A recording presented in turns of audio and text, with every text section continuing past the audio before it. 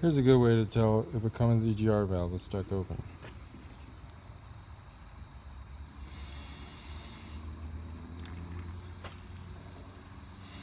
Get you some water.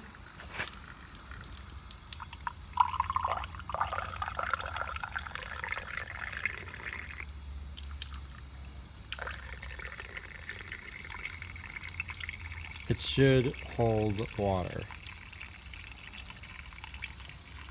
Now normally you'll have a little bit of seepage, very, very tiny amount. You can even try a brand new one.